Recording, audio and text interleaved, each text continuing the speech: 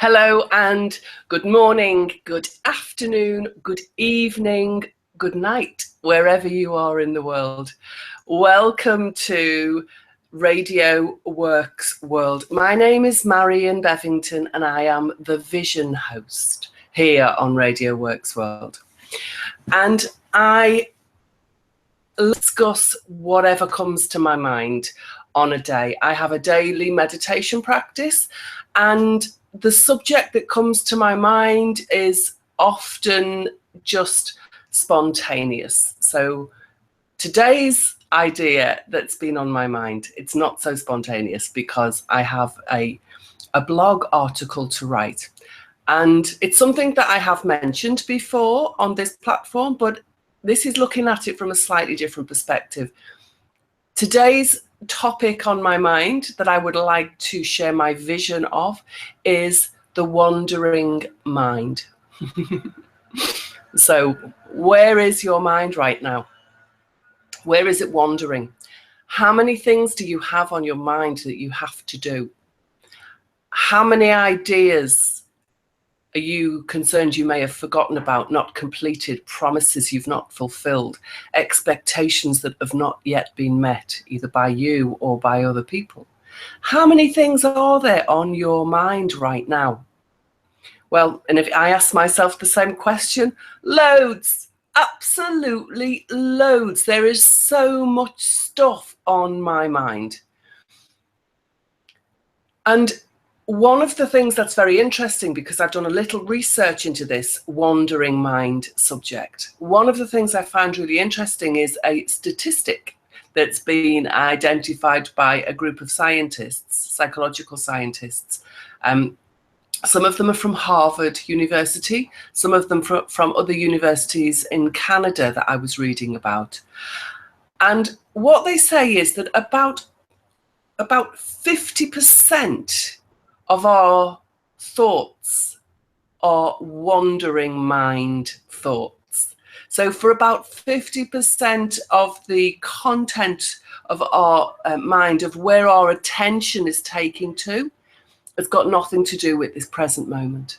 So if you're listening to this, or even if you're watching this, there may be so many other things on your mind, and about 50% of you will have about 50% of your mind on other things.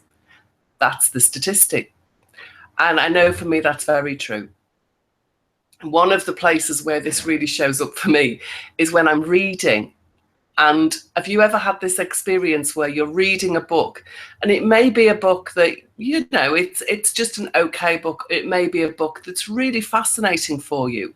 And suddenly you realize you've turned the page 3 times and you don't know what you've been reading. So you've just read on 3 page turns, that's 6 pages. And you couldn't remember any of the content of those, but you can remember thinking about the shopping list, or the noisy neighbor, or the boss at work who's really pissed you off, or the children outside who are screeching and you wish their parents would make them go to bed earlier, or the hundreds and thousands of other things that seem to take up space and energy in our mind and draw energy from our attention, our focus. So thinking about my mind, my wandering mind, and all of these thoughts and ideas that are moving around, and they're not even floating around in my mind. I feel like they're shuffling around, making a lot of noise and drawing a lot of attention. It got me to thinking about, what is it that I do that helps me to focus my attention? What is it that I'm doing when I am able to bring my attention into one place? So I studied yoga I've studied yoga for many years, but I lived in India for 2 years, and I studied the science of yoga, and understanding that there's this basic concepts and maps about the body, about the mind, that yoga uses to try to describe and explain how we are, who we are, what we do. But the key feature of yoga is practice. It's the experience and the the practices that we have to gain those experiences. Now, one of the most mind clearing practices that I remember, and I think I should practice it more frequently, is called tratak. It's candle gazing. You can do it with any object. Flowers are very nice to use. Or you could do it with, you know, with the baby, with your beloved, I could do it with my huge cup of tea. But tratak is basically where we gaze at an object and we hold the focus of our eyes, of the attention on the thing. So with the flame of a candle, we usually would do it on a candle flame and focus at the top of the wick. So the wick is the piece of string that's on fire. So you've got the wick here, and then you've got, you know, the flame that's usually like a paisley shape. And so the center of that shape is the top of the wick. And we would look at this place in the flame and try not to blink and just keep staring and staring. And it's a cleansing, it's a kriya, which is a cleansing practice. And what it does is it really helps to calm down this wandering mind. It's as if the wandering mind has a chance to sit down and relax. And I know that the more I practice these types of exercises, the less weighed down I feel by the thoughts in my mind. Now, there are two sides to the way that the wandering mind is experienced for me. So the one way is when I know that I am in a clearer space, when I feel more clarity in my mind, then often a wandering mind can be quite a pleasant, positive experience, you know, like daydreaming or letting go and floating. It's like that's when thoughts float around the mind. And there's another practice in yoga where we observe the thoughts. And if you can find a place where the thoughts just seem to float past like clouds, and you can watch and observe as they float past, that's a really beautiful practice. And again, that makes the mind feel quite calm. And when the mind starts to feel calm, it will automatically create a relaxed, calm state in the body too. That also works the other way. When we bring the body into a place of calm, quiet, that has an impact on the mind. So there's this dynamic going on between the body and the mind constantly. In yoga, we say that the breath is the bridge between the two. So when I focus on breathing exercises and I do a breathing practice for a long time, this also helps to generate this sense of calm, of floating, of relaxation. And when my body, my mind, and my breath are in this calm, focused, relaxed, floating state, there is a sense of freedom, a sense of lightness, a sense of space. And then there's the other part of the wandering mind. You know, the one I said that shuffles around in the heavy shoes, shuffle, shuffle, shuffle, taking my attention. And when my mind is with these types, and even just talking about it now, I can feel my breathing has gone faster and more shallow. My body's gone a little bit more tense. Just the idea of that type of wandering mind is stressful. It creates stress in my breath, in my body, in my mind. And so being able to manage and take myself back into the relaxed state it feels better. It feels nicer. What I also know from my experience is that when I'm in this floating, relaxed place of the wandering mind, that's where I have more creativity, more fun, spontaneity is there, innovation is there, answers to questions I have are there. And yet when I'm in this other place where things seem heavy and overload, there's a place of overload, there's too many ideas, the mind, it's like it's wandering, but it's lost. In this place, I feel quite tight. I feel like I don't have access to creativity. I do have ideas. They're quite standard. They could be quite boring or quite black and white types of ideas. There doesn't feel like there's much space in there. And I know that when I do have to focus on work, if I've been spending more time in this tight place of thought, if the wandering mind where it's busy, where it's overloaded, then I find it very difficult to focus on work and to achieve much with my work. So this is where, I might be reading 6 pages before I've realized I haven't actually remembered a word that I've read. I know I was reading the words because I have the voice in my head that reads the words, but I wasn't listening to the voice in my head. I didn't hear the words. So that's a really lovely idea, isn't it? So when we think about, we do something, but we're not having the experience of doing it, or we look at something, but we're not really seeing it because the thoughts are in the way, or we're listening to something, but we're not really hearing it because these thoughts are in the way, or we eat something, but we're not tasting it because these thoughts are in the way.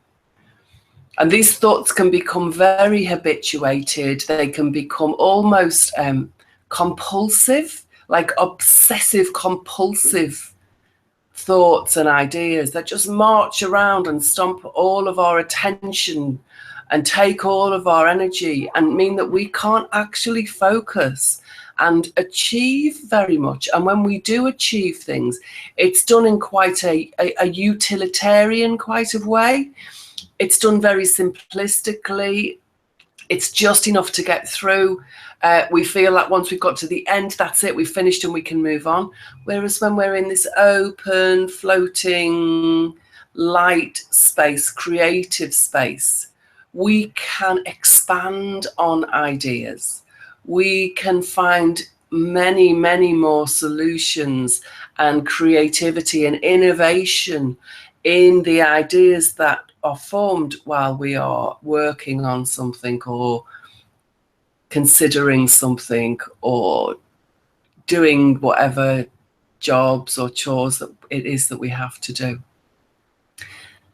So my wandering mind has been wandering all around this idea. Where I know that my creativity is bringing me more joy and more fun, then I believe that's where I should focus my attention. But because this obsessive, compulsive, habituated place of thinking seems to be where I spend the majority of my time, and I believe that's true for most of us. Unless you're a monk and you live in a monastery, or you're a little yogi and you live in a cave, you live somewhere that's very protected from the society that we are part of today. Unless you can be a part of something that is so disconnected from the society that we live in today, that's full of technology, full of images and sounds and smells. I live in the centre of London. I was outside today, and you can't hear your thoughts because there are police sirens going past. There were children playing in a playground I walked past, and they were having so much fun. They were making so much noise.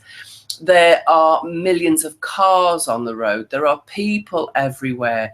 There are dogs, lots of dogs around here. I saw a few cats today. There's so much going on. We are absolutely overloaded by information. And so to find a way to bring stillness and calm to the mind, and to use the few methods that I talked about at the beginning of this, where, you know, you stare at a candle or at a flower or at my mug of tea. I'm going to have a drink of tea and taste it. And it's very nice. See, I could drink that whole cup of tea and I wouldn't taste any of it. I have a saying when people eat very quickly that, oh, wow, you ate your tea and it didn't touch the sides. So making sure that we begin to create practices for ourselves and that we start to experience what it is that we do. That's a way of bringing ourselves into the present moment. It's called mindfulness, isn't it? I think that's a nice word to use for what I'm talking about today. And mindfulness is where the mind full of floating, full of space, full of freedom, full of relaxation. So even though we use the phrase mindful, it doesn't mean full and squashed and dense and heavy with big cloppy shoes making lots of noise shuffling around in my mind. Mindful means actually full of space. And so my desire for myself today is to begin to use more of these mindfulness practices, to begin to use more of tratak, the visual practice with a candle, or anumona, which is the meditation practice where you close your eyes and imagine your thoughts are like clouds floating past. Each cloud movie or a sound, it might have colors, it might have characters, but learning how to bring these ideas more and more into everyday life. I know for me, that's what does when I do it. It's what does actually give me much more access to joy, to happiness. And I don't think I'm alone when I say that, is that not everybody's goal in this life? Is that not everybody's intention in this life, to find joy, to find happiness? And even though I do have access to so many amazing exercises, so many amazing practices that do help to clear the mind, to bring the mind to a place where it's easy to focus and achieve what I want, and to identify that what I really want is joy, is contentment, because that's what fills me, that's what makes me feel satisfied and makes me feel happy as a human being. Then I know when I do practice those, that's what it brings me. So how is it that I can encourage myself and encourage you to use more of those practices together? One of the things that what I want to definitely increase for myself are the groups that I teach and work with. And that can be online groups, that can be face-to-face groups, it can be exercises like right now, where I don't know who is listening. But if you are listening, let's just take a few moments together to be mindful, to bring the mind to a quiet, calm place, and to allow ourselves to experience this moment. So there is an alarm going off. You can focus on the sound. Bleep, bleep, bleep, bleep. Just really allow yourself to focus on that sound. And close your eyes. And just allow the sound to be. Let your body relax.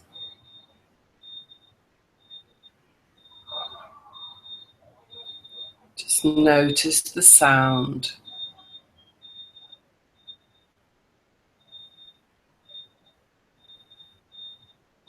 Allow the body and the breath to relax.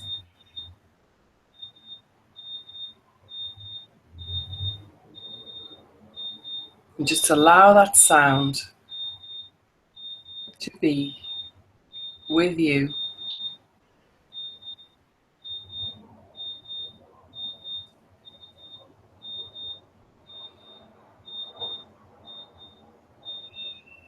And then just take a slow breath. Let the shoulders drop and slowly let the eyelids open. Just a few moments like that of mindfulness really help to bring the mind out of the crazy overload and bring it into a space of light. Space of light that really helps us to focus on what we want to focus on. So even if the mind does wander, we can gently bring it back and allow ourselves to achieve what it is that we want to achieve. And so, Marina, are you going to come and join me from our moment of silence? I've been enjoying the silence, and the beeping. Actually, it's like the heartbeat in many ways. Yes. It was a bit fast for a heartbeat, but it was like the heartbeat of a child or a puppy or something, wasn't it? This is my heartbeat because I'm always a child. The child never left me. I'm always excited and happy. So I was thinking that is like having a house and you are putting clutter there, things you'll never use again, or instead of giving them away and, keeping the flow going, giving stuff to other people who need your stuff you don't need, you are cluttering your house with things you never touch in a year and 2 years, and the house is full but it's empty. And I think it's the same with my mind, at least. Yeah. I don't want a mind full of stuff I don't need. Those thoughts, those things from the future haunting you from the past, you are clinging on. Your mind have the right to, and you deserve to have a mindful, not a mind full. So I think whoever chooses a mindful against a mindful is a fool. I know that most people I'm not spending time with, and I love them. But I made a choice to be with people who are not talking about their past anymore. Yes. Who don't live in a future anymore. Who could enjoy this moment for a change. Yes. And just see how wonderful it is to be alive and to hear that sound of my heart and talk to you and share the energy we hold together and make it go further and further and see what's next and be excited. Absolutely. And yes, there are moments of sadness and there are moments of joy and there are terrible moments in each one of our listeners' life, and I respect that, and I have that as well, and I embrace it. Yeah, same absolutely. Way. All of our emotions, I think, have in yoga we call it rasa. It's juice. So there's juiciness in sadness. There's juiciness in what we perceive as negative emotions, as well as the positive emotions. The fact that we judge an emotion as a negative or a positive experience doesn't really give credence or credit to all emotions. All emotions have their right to be, and they all have their own juiciness. They have their own life, their own beauty within them. It's almost like when one moment, the present moment, is touching the next moment. If there is no flow, they will crash into each other. And like Egyptians, they used to write on the wall. We are doing exactly the same. Now we have Facebook. And the Facebook question, I think, is extremely clever. Whoever invented that question, they have to live for another 1,000 years without any maintenance because they nail it. The question is, of course, everybody knows, what is in your mind? But they're not telling you what is in your mind right now. That's your choice. Yeah. To finish that question you are asking yourself, because nobody is asking you anything, and nobody really cares as long as you know what to choose, how to furnish your own mind. And it's funny, Marina, because what we say in English, we say what's on your mind. So it's almost like a weight on top of it, squashing it down. Yes. And if we use the phrase what's in your mind, it has a very different feeling. Yes. But generally people say, oh, what's on your mind? So it's almost assuming that it's a problem. And most people do have problems on their mind more than they have other things, don't they? And you see, I was thinking, it's so beautiful. Everything you said is so absolutely true. And it is like my personal truth, you know? And many, many times I write down what you say, and then I practice, I pick up an idea, and I ask myself better questions all the time. Mm-hmm. And it's helping me to really see what is that I'm made of. Because people post on Facebook about their neighbors, about somebody else, about something else, nothing to do with them whatsoever. Yeah. And I'm thinking they should make the law. Should make the law. They should say no, unless it's about you. You can't post it. Because it is about you celebrating your existence, your very existence on this planet right now, in this moment in time. And it's not about what happened even yesterday, unless that helped you grow into the person you could be. Yes. And mindful, you see, I'm fascinated by this topic because it's like coloring a book. Mm-hmm.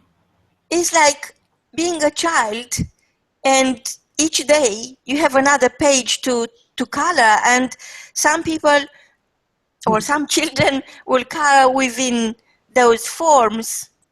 Others will go outside, and I just wonder what happens when you have the courage to go outside those forms and boxes and just see and be curious. And I don't know, to me it's nothing more exciting than understanding what's happening on your mind right now and sharing that, because I'm always saying this, and perhaps for some people it's already like, okay, you said that before, but I have to say it again.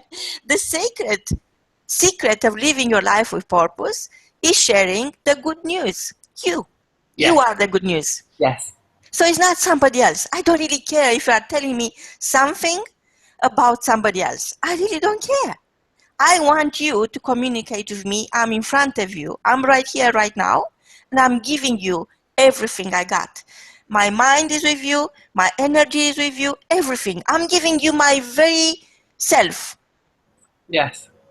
And even when we talk about another person, Marina, even if I think I'm talking about somebody else, I'm talking about the way that the information is in my mind of what I'm perceiving about that other person. And generally, we can only perceive what we do, what we are, what we have. And we may be in denial, or we may be completely ignorant of the fact or unaware of the fact that we only see in others what we hold within ourselves. But the more I get to know about myself, the more I realize that I cannot recognize anything in anybody unless it's a part of me. Wow. That's wow. Wow, Marion. And you know what? People are saying, I'm so grateful for this, for that. And actually, they don't feel it. They don't, it's like, don't just say it, feel it. Yes. Don't just say it because it's trendy, or you think other people expect you to say that. No, don't say it unless you mean it. I know, but isn't that the same as the lines that the children have to draw inside? Somebody else drew those lines, and then you have to try and fit yourself inside them. And it's so unfortunate that we are programmed and conditioned to live the life that somebody else designed for us. We want to be like the people next door, the people on television, the people in magazines. Or it's the same as what the child is trying to do when they're trying to keep the colours inside the lines, isn't it? So is that coming from the fear of being judged, not accepted, rejected? Yes, I believe it is, but I believe also that we are given, we're so programmed by the education system, by the way society is around us, that we don't, because, you know, if you're a child at school, the teachers draw your attention to what you do wrong. They write red pen on your book and show you where you made a mistake. And it's humiliation is used as a way to train us to do as we are told, to fit inside the society, to not break the rules.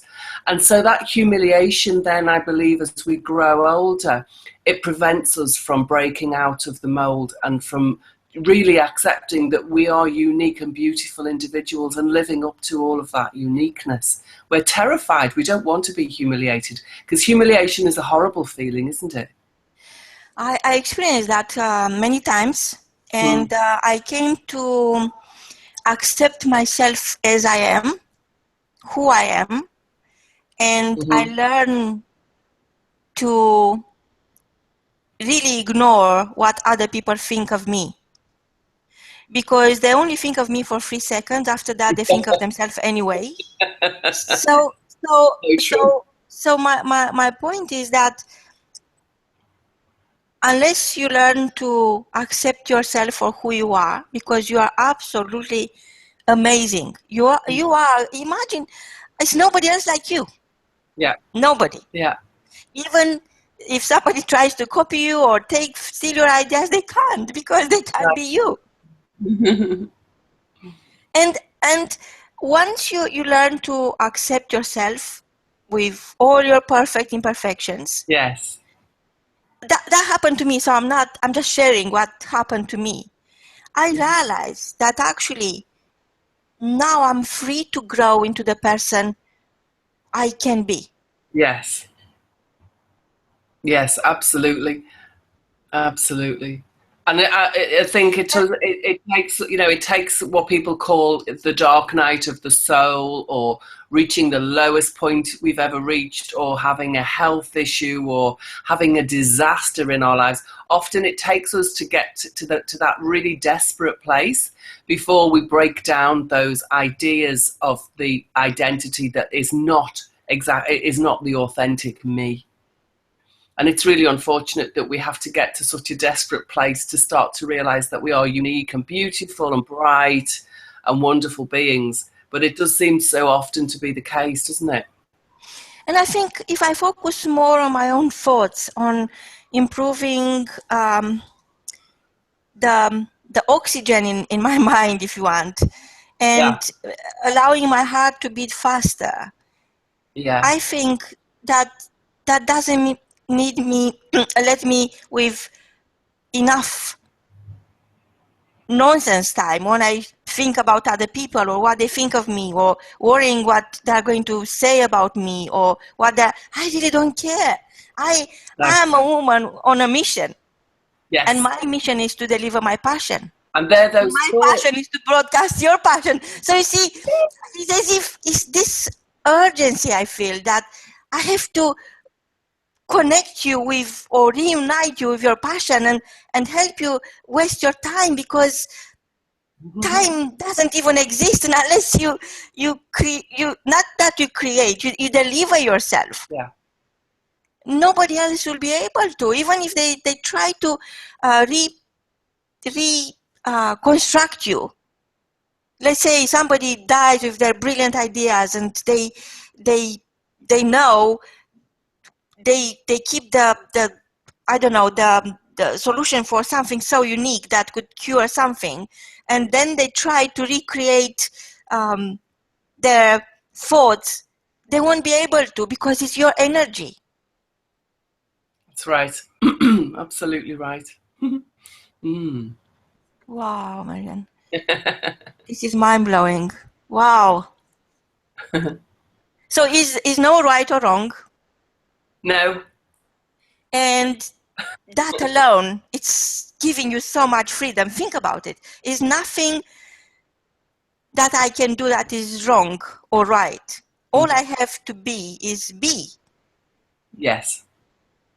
Because the more I narrowed myself into these forms and shapes, and no matter how many colors I could bring out, they won't fit, because those forms and shapes, they've been drawn by somebody else and there's nothing to do with me. How can I ever match that? Exactly. So it's like matching somebody else's expectations. It's a lost cause. You know, you just need to look up to your own dream, to your own vision, to your own expectation, and do something about that. And it's right in front of you. You can't blame anyone. The government is not at fault. It's not stopping you. Your parents, your family, whoever they are, they don't have any control over you unless you give them. And you stop being the effect of other people's choices or thoughts or energies or whatever it is that they made you feel that way. Nobody can make you feel in a certain way or in another way, because you choose how to feel. You choose your feelings. If you blame anybody or anything, you are automatically giving all of your attention to the thing that you're blaming. So it's like you're handing your life on a plate to the thing that you're blaming, because that's where all your energy and your attention are when you're in blame. You remember that old quote by David Linky or something? I can't remember now. But anyway, he said that using something on those lines, that using the bricks others thrown at you to build the foundation of your life. Yes. That's the real. Yes. So I'm thinking that word should read, that quote should read actually, life thrown at you, because it's not about the others. You allow these people into your life. So these others we are talking about, they won't even exist. They won't have any power unless you give it to them.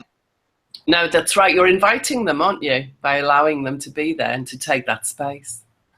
So I'm thinking, it's life. Life is what you make of it. Life is how you deliver yourself, how much you respect yourself, yes. How much love you have for yourself. Yes. Very true. Very true. And this is what's on my mind. Wow. I'm so grateful, Marion.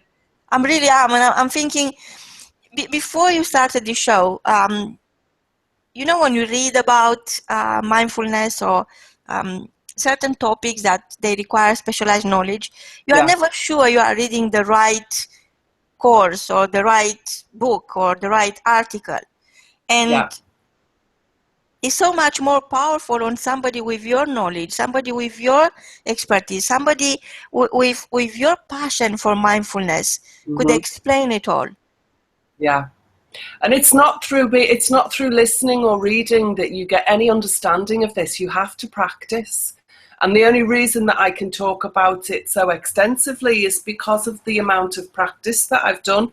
And I don't even, I mean, now I know I should, and I hate doing I hate shedding all over myself. I should practice so much more, but whenever I remember to practice mindfulness, I do. So I can celebrate with myself that I know that it's the practice of these things that is the only way to gain anything from them. And that I, as often as I can, I remember to notice my breathing. I remember to notice how my body is. I remember to notice what my thoughts are like. And so I do continuously practice these things. But I don't make time. I don't make time to sit and practice. And that, for me, feels like that would... Yeah? Yes. Now, I'm just thinking, because I only love red carpet events. And I'm telling you why. Simply because of that. that reason you just mentioned is about celebrating yourself, and is about allowing your energy to go high as possible, and be in the same room with people who are able to celebrate, and you share that energy, and that's something that will never leave you. So the more you expose yourself to great experiences, the more you allow yourself to be on a red carpet or to be with people who are celebrating, the more chances are for you to practice your true worth. Because as long as you are waiting on another year for your next birthday, and that's the only time you celebrate, and you are stressed out, and because you have to get things done, and it's not really celebrating, it's you delivering another good time for others, and it's nothing to do with you. I think once we drop that attitude towards ourselves, and doesn't need to be a red carpet, but it's a good start. Because for me, life is a red carpet. Each day I drink my coffee and I celebrate. I don't allow anything to come between my coffee time and myself. It's celebrations, and I celebrate life. And maybe there are a million reasons to be sad, or just to have a wondrous mind in that moment in time. Absolutely. And when I'm with a group and I'm teaching or I'm sharing experiences with the group, what I now know is the most important thing is that I'm having a good experience, or I'm having a powerful experience, or I'm noticing my experience. Because when I'm with a group of people, I used to, when I started to teach, I used to believe that they needed my attention. But now I know that people will follow me if I paid attention to me. And it's so much more fun, and it's so much more powerful. And the practices seem to go much more deeply when I can really focus on me and my own practice. It's like the more people who are in the room with me, the deeper my practice goes into myself. And that was something that was really a complete surprise to me. I had no idea that the fruit of teaching, the fruit of being in front of groups or with big groups of people, was going to be that it would deepen my own inner personal practice and experience. So that's been a really amazing understanding that I've gained, and absolutely love to celebrate. The bigger the room, the more celebration can go on. And coming back to a smaller room, let's say the bedroom, or two people who used to love each other, they have nothing to say to each other, they have nothing to celebrate between themselves. And you know that question, I have clients asking me about their partners or spouses, or so why is she or he miles away when he's talking to me? And I'm thinking, but where are you? Where you've been all this time? If they distance themselves, must be that you disconnected yourself from yourself. You are not the same person they fell in love with. Yeah. And it's always nobody's fault. Whatever happens to you happens for you. So you to wake up. Yes. Wake up and celebrate every single moment of your life, and don't wait till next birthday. Celebrate the sunshine, celebrate the rain and everything in between. Why do you need a reason to be happy? Happiness, like you said, it is not outside yourself, cannot be something you chase, you grab and you eat. No, not at all. It's something you hold inside, and you have to free it. It is that feeling that you have so much of it that it's okay. Actually, it's wonderful to give it away. And it's not somebody else's job to deliver happiness for you.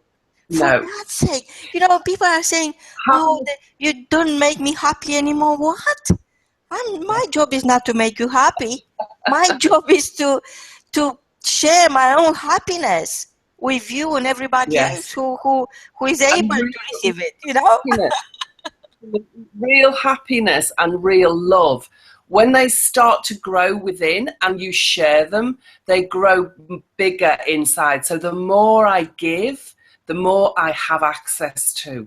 So they're growing constantly within me while I am sharing them, while I am passing them around. So that's, to me, that's a truth, a beauty and a truth of happiness and of love, that they begin within me. My own happiness, my own love, it begins within me and it grows out. And the more I let it out, the bigger it grows in me. Wow. This is all we have time for now, and I wish we had more. Until next time, allow yourself to grow within you. I'm so grateful, Marion. For our listeners, I don't know what else I could bring you. This is the best gift of life I could ever hand it over to you. Get in touch with Marion and come and join us on the red carpet. Let's celebrate together. Let's see what's happened next, because I'm so excited. I almost feel like jumping on my chair thinking, God, we are going to celebrate and get together, and it's going to be beautiful. And right now is the beginning of that moment.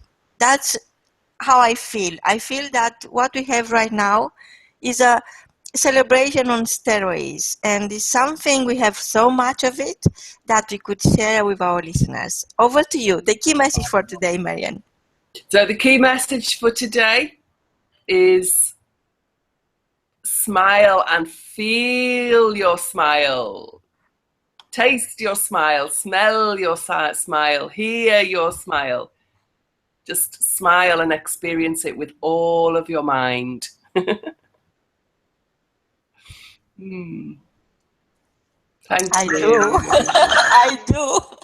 From both of us, until next time, a smile and goodbye. Bye.